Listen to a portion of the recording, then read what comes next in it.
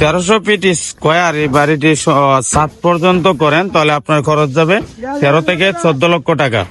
Hello Brian, আসসালামু আলাইকুম রহমতুল্লাহি বারাকাতু।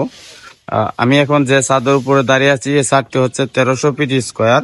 তো আমরা 1300 ফিট স্কোয়ার ছাদের জন্য আমরা যে বিমগুলা বানতেছি বা কত মিলি রড দিয়ে বানতেছি এবং 1300 ফিট স্কোয়ার এই ছাদ পর্যন্ত করতে কত টাকা আপনাদের খরচ লাগতে পারে কিংবা এই ছাদের মধ্যে কত কেজি রডের প্রয়োজন হতে পারে, ইনশাল্লাহ আজকের এই ভিডিওতে আপনাদেরকে সবকিছু তুলে ধরবো আর সবকিছু ক্লিয়ারলি আপনাদেরকে বুঝাবো ইনশাল্লাহ।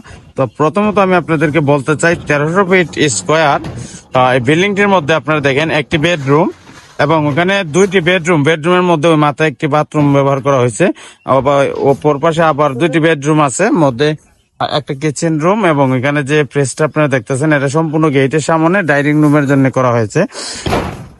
তো চলেন মূল কথায় চলে যায়। আপনারা যদি 1300 ফিট স্কোয়ার এই বাড়িটি ছাদ পর্যন্ত করেন তাহলে আপনার খরচ যাবে 13 থেকে 14 লক্ষ টাকা। আর যদি আপনারা টোটালি কমপ্লিট করেন তাহলে আপনাদের খরচ লাগবে প্রায় 18 থেকে 19 লক্ষ টাকা।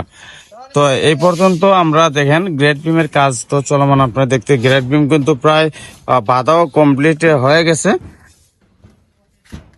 তো আমরা এখানে যে বাধাটা তারা বাঁধছে আপনাদেরকে আমি দেখাই, এটা জাস্ট একতলার জন্য করা হয়েছে।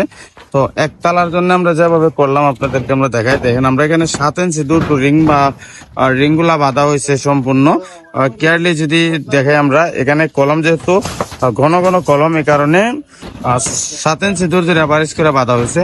আর আমি যদি এই পাশটা আপনাদেরকে দেখাই, দেখেন এখানে বারিন্দা থাকার কারণে এটা কলমের পাশ দিয়ে কিন্তু 5 ইঞ্চি দেওয়া হয়েছে এবং মধ্যে 7 ইঞ্চি করে রিংগুলা বাঁধা হয়েছে। তারপর এখানে রডের সংখ্যাটা আমি আপনাদেরকে একটু ক্লিয়ারলি বলি। এখানে যেতে এখনো কমপ্লিট করা হয় না, এই কারণে হয়তো আমি আপনাদেরকে বুঝাতে পারতেছি না।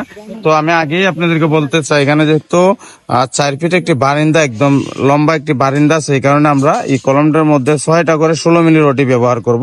কেন অলরেডি 4টি করে 16 মিলি রড ব্যবহার করা হয়ে গেছে, আরো 2টি করে আমরা করব। আর আমরা যদি আপনাদেরকে মধ্যের জায়গাটা ক্লিয়ারলি দেখাই, যে দেখেন এখানে যে আমরা পিঞ্জরাটা বাঁধা হয়েছে লিংটনের জন্য, বিমের জন্য, এখানে দেখেন এখানে কিন্তু 16 মিলি হচ্ছে 5টা রড, নিচে 3টি এবং উপরে 2টি 16 মিলি রড দেওয়া হয়েছে এবং উপরে কিন্তু আরেকটি করে 12 মিলি রড ব্যবহার করা হয়েছে। তো এভারেজ এখানে 6টি রড, ওখানেও 6টি রড। তো ওই 6টি রডের মধ্যে 6টি রডই হচ্ছে 16 মিলি, আর এখানে হচ্ছে 5টা 16 মিলি এবং একটা 12 মিলি। কারণ এখানে যেহেতু জায়গাটা অনেক দূরত্ব, এই কারণে 12 মিলি রড গুলো দেওয়া হয়েছে। তো আর ক্লিয়ারলি আমি আপনাদেরকে আরেকটা কথা বলতে চাই, এখানে যে বিমটা আপনারা দেখতেছেন সাজানো হয় নাই এখনো, আর রডের কাজ কিন্তু চলতেছে, তারা যে সাজাইতেছে। এখানে আমি দূর থেকে আপনাদেরকে একটু দেখাই। দেখেন এই প্রেসটা যেহেতু এই রুমের দূরত্বটা হচ্ছে 18 ফিটের মতো, তো 18 ফিট দূরত্ব হওয়ার কারণে এখানে কিন্তু 6টা 16 মিলি রড ব্যবহার করা হবে। 6টা 16 মিলি রডের সাথে আপনাদের থাকবে আরো টপ রড আছে, আর বিভিন্ন রিং গুলো কিন্তু এখানে হবে 4 দিয়ে 4 ইঞ্চি এবং মধ্যে 6 ইঞ্চি করে গ্যাপ গুলা দেওয়া হবে রিংয়ের। তো এই সাইডটা যদি আমি আপনাদেরকে দেখাই, দেখেন এখানে কিন্তু দূরত্বটা খুবই কম। এখানে দূরত্ব হচ্ছে সাইড দিয়ে 11 ফিট করে এবং মধ্যে 7 ফিট। এটা হচ্ছে মেন গেটের জন্য এবং এখানে একটা কিচেন রুমের জন্য এভাবে সাজানো হয়েছে। প্রায় সিট পালানোর কাজ কিন্তু সবই ক্লিয়ারলি আসছিল, এখন বারিন্দার কাজগুলো চলতেছে। ইনশাল্লাহ আমরা কিছুদিনের ভিতরে ছাদটা ঢালাই করে ফেলবো। তো আশা করি আমাদের ভিডিওগুলো যদি ভালো লেগে থাকে তাহলে সম্পূর্ণ ভিডিওটা দেখবেন আর চ্যানেলটাকে সাবস্ক্রাইব করে ফলো করে আমাদের পাশে থাকবেন।